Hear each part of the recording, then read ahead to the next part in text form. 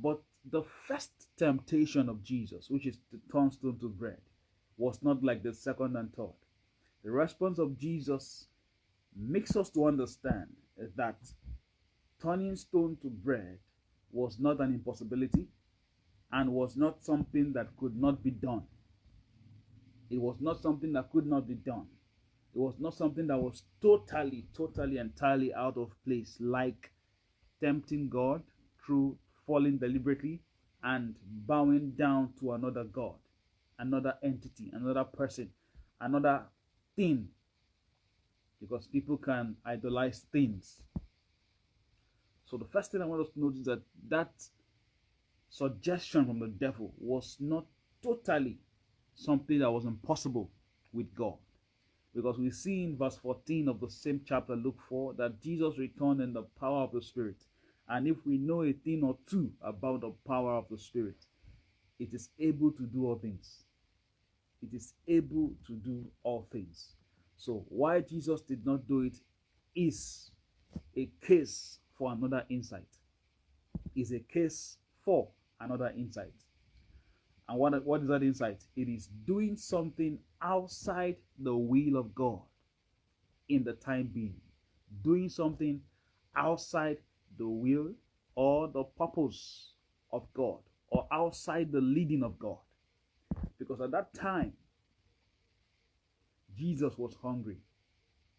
But to turn stones to bread was not something the Spirit of God had instructed him. It was not something that the Spirit of God had led him to do. So turning stone to bread is something that is possible, but if it is not led by the Spirit of God, it is not something to be done. Thirdly, the other thing I want us to notice is that turning stone to bread is in a bid to prove a point that is unnecessary.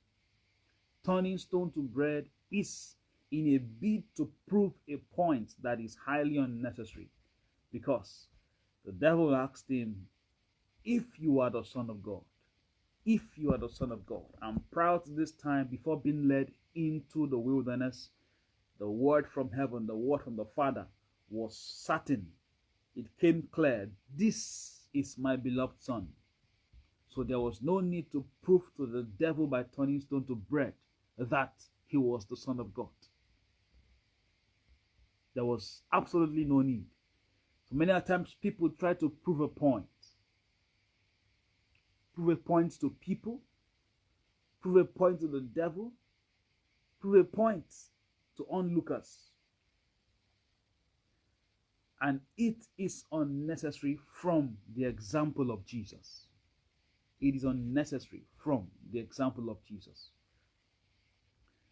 The fourth thing is using power unnecessary. Turning stone to bread is using power unnecessary. Like I earlier mentioned in verse 14 of the same chapter, we see that Jesus returned in the power of the Spirit.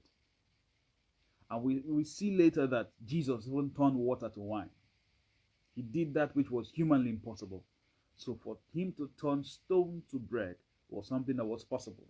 But we see from Jesus that there are times whereby we can use power, authority, office, position unnecessarily. And that's not a proper thing to do. It's a waste of time and effort. It's an abuse of power. It is ignoring the Holy Spirit, because the Holy Spirit does things that are purposeful. Does things that are purposeful. So turning stone to bread is a replica of using power, using office, using authority, using position unnecessarily.